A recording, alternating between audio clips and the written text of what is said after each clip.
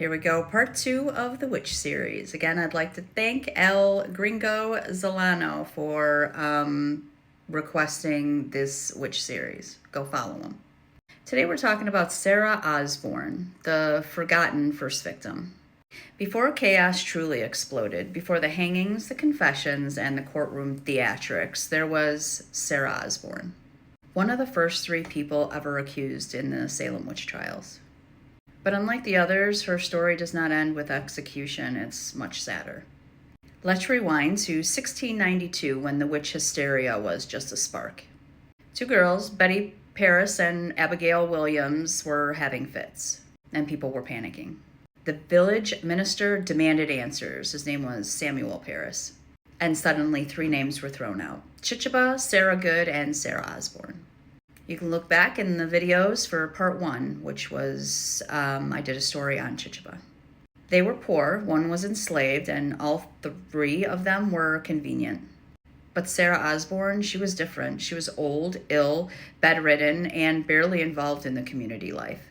So why was she accused? Because Puritans love a messy motive. Here's what made Sarah Osborne become a prime target. She challenged property laws. Her late husband left his land to his sons, but Sarah tried to claim legal control.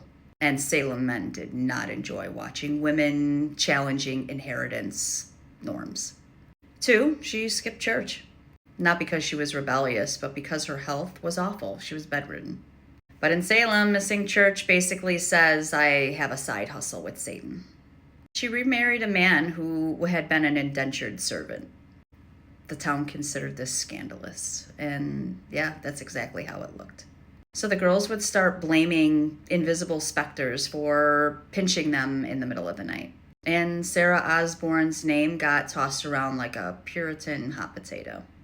But when the officials came around to arrest her, she didn't fight. She couldn't. She was too sick. But Sarah Osborne was dragged from her home, questioned, and thrown into a cold jail in Boston. The prison jail conditions were horrific. Freezing temperatures, starvation, level food, filth, no medical care, and no hope for freedom without paying jail fees.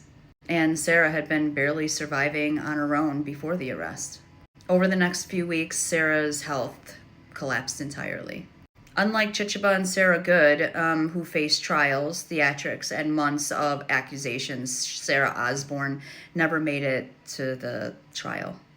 She died on May 10th, 1962, and it made her one of the first true casualties of the Salem witch trials.